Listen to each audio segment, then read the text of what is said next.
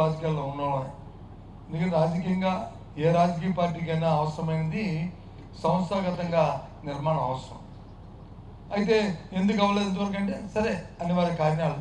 కానీ ఈసారి మాత్రం సంస్థాగతంగా సంస్థాపరంగా దీని అయిన తర్వాత ఇది అయిన తర్వాత మరి మెంబర్షిప్ డ్రైవ్ కూడా స్టార్ట్ అవుతుంది. దయచేసి కాబట్టి అన్నింటినీ కూడా మనం పూర్తిగా ఫుల్ఫిల్ చేసుకోవాల్సిన అవసరం ఉన్నదనే విషయాన్ని మనం చేస్తాం. ఇవాళ అధికారం కోల్పోవచ్చు. అధికారం కోల్పోవడం అనేది మనకేం కొత్త కాదు. ఇక్కడ ఉన్న వాళ్ళకి అందరికీ అధికారం కోల్పోవడం కొత్త కాదు. ఎవరో కొత్తగా లాస్ట్ 5 సంవత్సరాలు కొత్తగా రాజకీయాల్లో వచ్చిన వాళ్ళైతే వాళ్ళు కొద్దిగా కోల్పోయిన పరిస్థితి. కానీ అంతకుముందు మనందరం కూడా ఇలా అధికారం పోవడం చూసాం, అధికారం రావడం చూసాం, కార్యక్రమాలు చూసాం. త్వరలోనే ప్రతి మండలంలో కార్యాచరణని రూపొందించుకుందాం.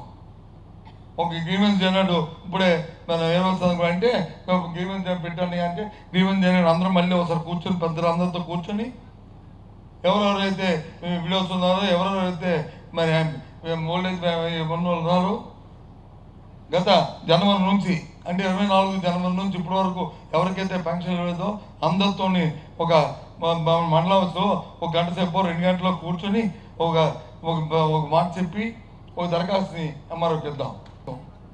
పూర్తిగా అవినీతితో కూరుకుపోయింది. అండర్లైన్ది అవినీతితో కూరుకుపోయింది.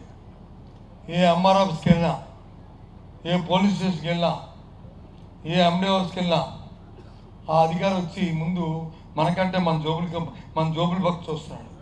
అంత దుర్మార్గం దౌర్భాగ్యం ఇవాళ వచ్చి జిల్లాలో రాష్ట్రంలో తయారైంది. ఇవన్నిటికీ ఆబ్జెక్టివ్గా మన నాయకుడు జగన్మోహన్ రెడ్డి గారు చెప్పిన ఆదేశం, ఆయన ఆలోచన, ఆయన తాలూకా కార్యక్రమం మా అంతా కలిసి పార్టీ సంస్థాగతంగా గ్రామ స్థాయి నుంచి గ్రామ కమిటీల నుంచి రాష్ట్ర కమిటీ కూడా పూర్తవ్వాలనేది ఆయన చెప్పిన మరి ఉద్దేశం. కాబట్టి దాన్ని ఫుల్ఫిల్ చేస్తారని మీ అందరినీ కూడా ఇచ్చిన టైం మోడ్లో వచ్చే లోపే పూర్తి చేయాలని మిమ్మల్ని అందరినీ కోరుకుంటూ